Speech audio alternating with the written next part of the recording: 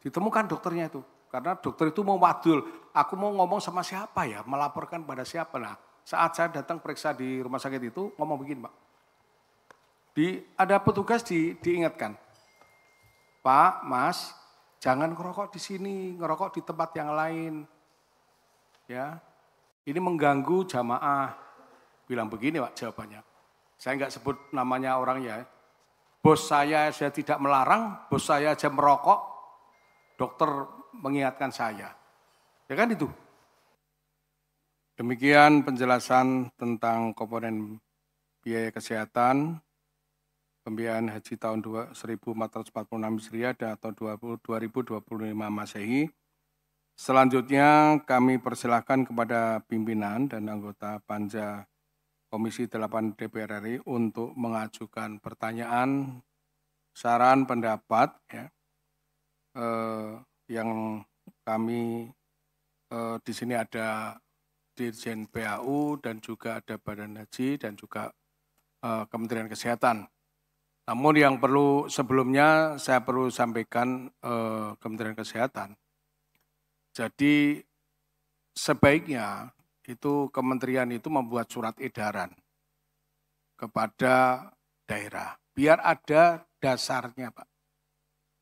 Kalau tidak ada itu nanti daerah ini akan membuat kebijakan tersendiri. Ya. Coba ada yang 1 juta, ada 1.200.000, ada yang 2 juta, seperti Jakarta hanya 750. Iya, itu dibuat surat edaran. Dan saya mohon, saya lihat ini dari anggaran, terima kasih ini ada peningkatan dari 300 miliar ya keseluruhan ya 372 miliar sekarang mencapai 414 miliar. Ini saya mohon nanti terutama kualitas daripada obat terutama di Arab Saudi Pak. Ini saya menjadi tim WAS itu sudah 3 tahun. Kami selalu menemukan di pemondokan itu obat selalu terlambat. Jadi ini mohon diperhatikan ya. Dan juga saya sampaikan kepada Pak Dirjen, kasus 2023, jamaah yang sakit turun di Medan, ya turun di Medan, kebetulan daerah di dapil saya itu, Jepara, sakit turun di Medan, dimasukkan rumah sakit Medan, ditinggal pesawat ke Semarang, ke Solo, habis itu nunggu pesawat lagi penerbangan sampai dirapat di perawatan itu sampai sembuh, tapi dikenakan biaya. Nah, dikenakan biaya. Nah, waktu itu turun langsung nama pemerintah daerah untuk diambil di sana. Tetap tidak mau membayar biaya. Ini perlu catatan nanti kalau memang ada kasus seperti itu lagi terkait dengan tadi sampaikan Pak Dirjen, kalau sakit di Arab Saudi diobati sampai sembuh.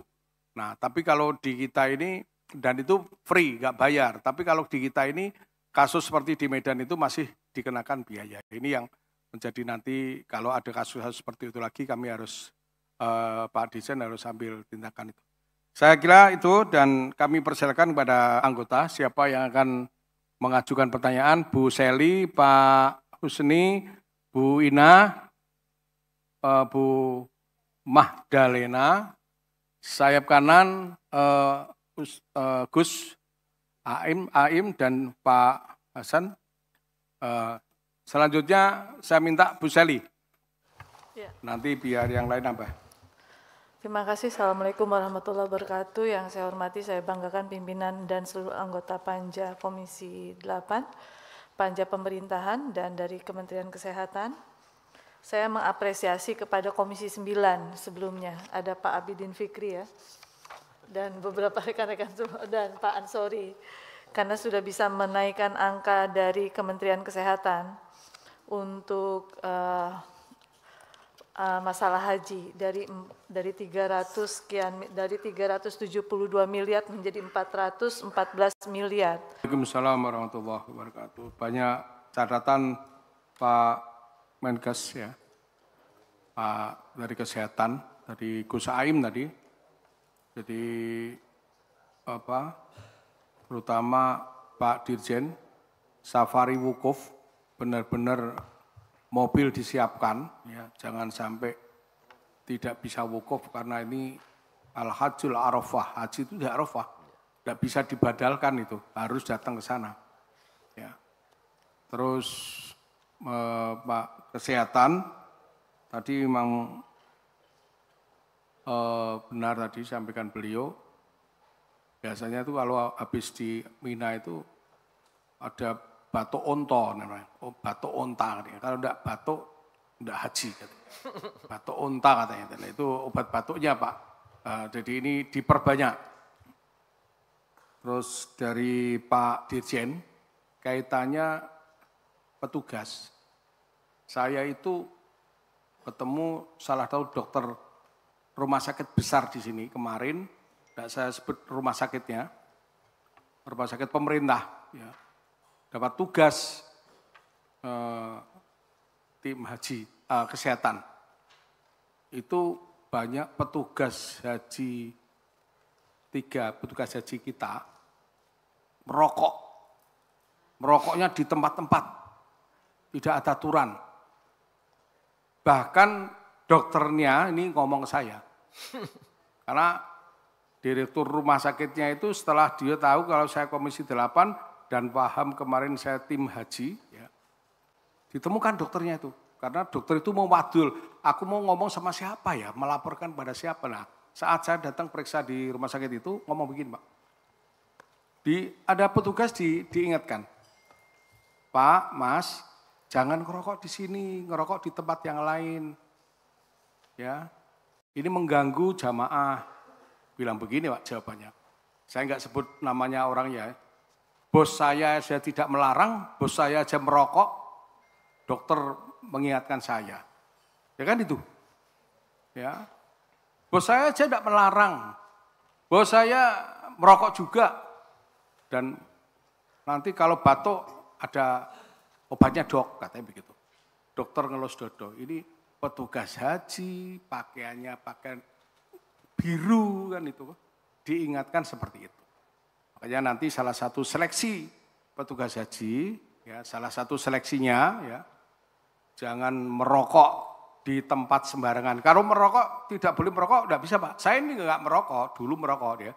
Saya ini karena orang kalau sudah kecanduan rokok itu, kalau enggak merokok itu bingung Pak, pusing, ya pasti cari tempat gitu, yang tempat rokok. Selanjutnya siapa ini? Oh ini, terakhir. Bu Wulan, monggo Bu Wulan. Iya, ini jangan istimewa. Terima kasih Paman. Assalamualaikum warahmatullahi wabarakatuh. Pimpinan dan juga anggota serta tamu yang hadir pada kesempatan hari ini, alhamdulillah. Mohon maaf Pak Imran, kapus hajinya atau kabit? Ketua tim kerja. Ketua tim kerja. Iya. Pak Kapus kemana? Sedang cuti Bu di luar. Cuti atau lagi ada acara keluarga di Kudus? Sedang cuti. Cuti ya? Iya, sedang cuti. Oke, Nana tadi harusnya disampaikan bahwa Pak Kapus tidak bisa hadir gitu ya. Oke, terima kasih. Jadi kalau kita menyimak tadi yang disampaikan Pak Imran, bahwa realisasi atau anggaran 2025 tadi realisasi 2024 untuk haji ini banyak sekali tambahannya kalau kita perhatikan.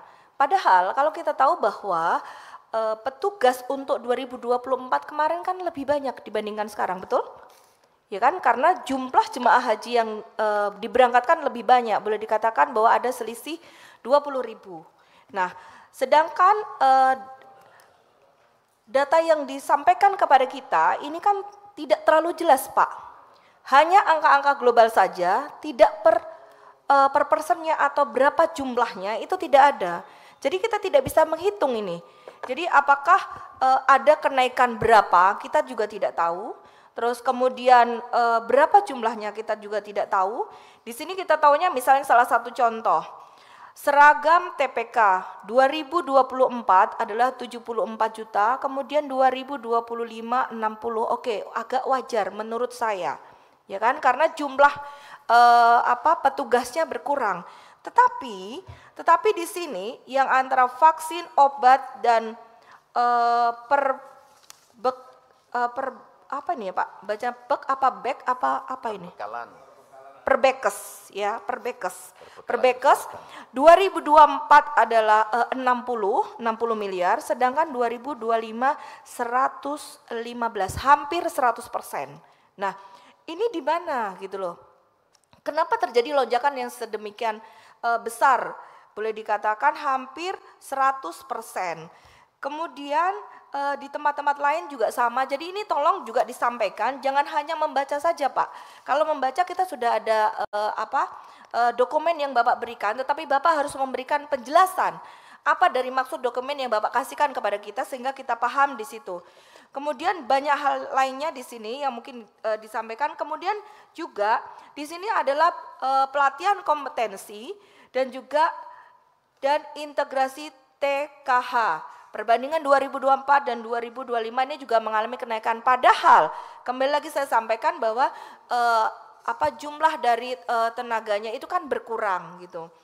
Terus kalau kita melihat bahwa kemarin sebagai evaluasi yang dilaksanakan Kementerian Kesehatan, itu kan banyak obat-obat juga yang datangnya terlambat, terus tidak ada, kurang dan sebagainya. Nah ini juga harus diperhatikan. Nah itu apakah sudah masuk di dalam pengevaluasian Kementerian Kesehatan atau tidak?